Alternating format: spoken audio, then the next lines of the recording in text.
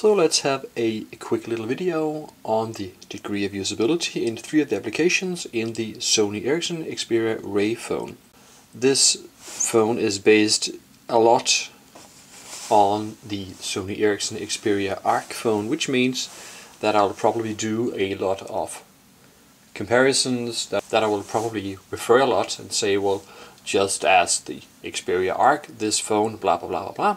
So I would advise you to go to the reviews of the Xperia Arc phone first, and I will only review on the calling application, text messaging application, and the camera here, so you don't have to watch the Bluetooth review that I did on the Xperia Arc phone. Let's go into messaging first. Messaging is simple to understand and is similar to the Arc phone. You have the ongoing conversations, you have a new message.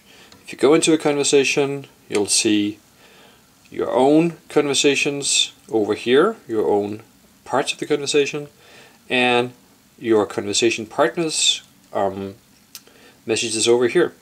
You continue simply by pressing write message down here and writing something. And you'll have options here for other words when you are partly into a word. So if you want to attach something to your text message, you simply press the big attachment icon down here, the little plus, and the image is fairly simple to understand. You have options for what you can do. As an example, you can take a photo. Let's just do like this. And here you have parts of the basement under the apartment that I live in. If you take a picture,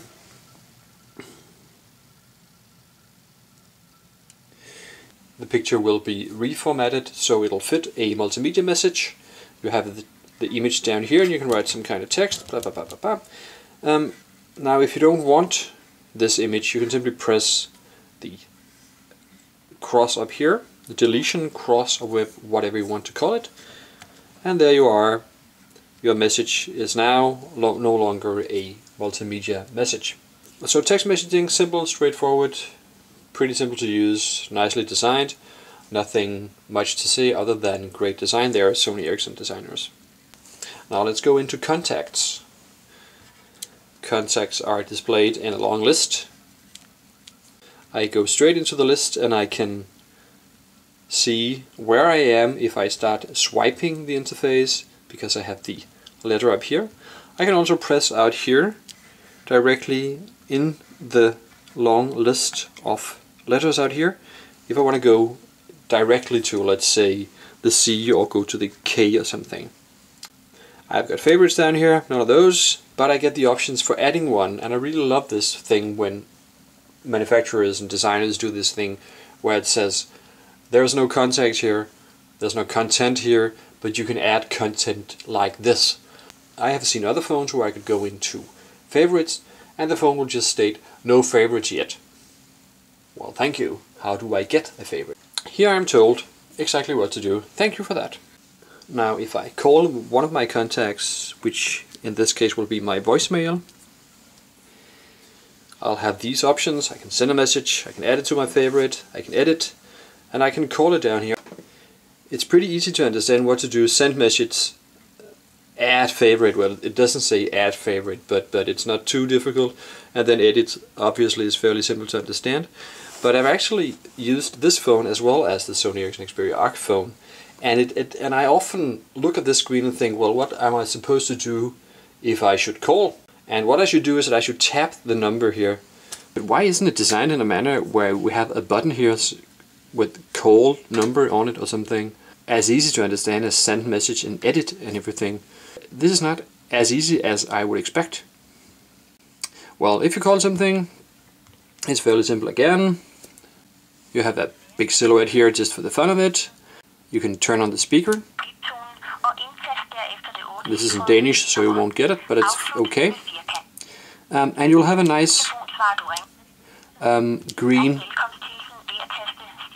indicator here that tells you that something is active, that the speaker is active. It'll be the same thing for muting, that you can have mute active. In other Sony Ericsson phones, you'll actually have a big icon in the middle telling you that now you are muted. You'll have this little icon moved up in this size. I prefer that, but this is understandable as well. And I can call up the dial pad if I want to and remove it again. You can notice here, if it's visible in this video, that you have a little line over the dial pad when it's active, so you can remove the dial pad by pressing this. So easy to understand as well again, and end call down here, which I'll just do. So nothing particularly annoying, interesting, fascinating or groundbreaking with this application. It simply works, and it simply works fine, and it emphasizes the normal characteristic of usability, or a high degree of usability, that if something is not working, you'll complain over the degree of usability. If it's working, you won't notice it, and you won't say that anything is groundbreaking. This works fine because the degree of usability is high, but you won't notice it because it does exactly what you expect it to do most of the time. Let's finish this short review with a review of the camera.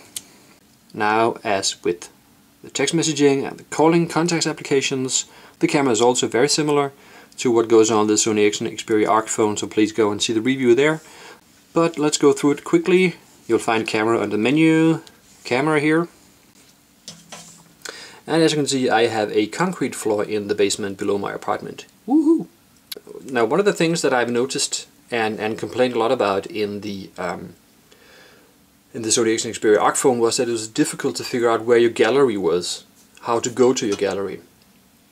I'm not quite sure how it was displayed in that phone, other than the fact that I hated it. But here, when you go into the camera, you'll see a list of images here. You'll see the small arrows here, which will tell you that it's possible to move this up and down. So it's an indication that you have a gallery here. And when you take a picture, you'll see here that it's added to the gallery, so it's fairly easy here to understand that the gallery is something which is located down here. You can just drag it out if you want to. Other than that, there are very few issues with this. You have auto scene, or whatever it's called up here, which will give you some options for different settings or packages of settings. You have the size here of the image, if you want it to be this many megapixels or whatever.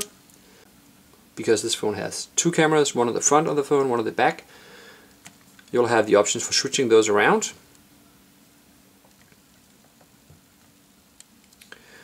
So you can now see the camera that I'm using.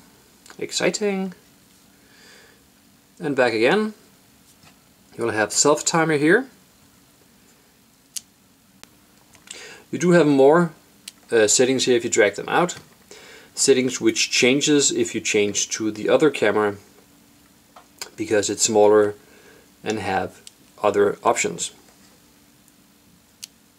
So, as with the messaging, as with the contacts application, there's nothing revolutionary here, there's nothing new here, not much at least compared to the Sony Ericsson Xperia Arc phone, but the majority of the things that you touch work in a very easy to understand way. So this is a nice phone. I would recommend it to people who doesn't want as large a phone as the Xperia Arc or as some of the newer HTC phones, but still would like a fancy little smartphone. Overall, it's easy to use. I've tested other features than the one that you've seen here.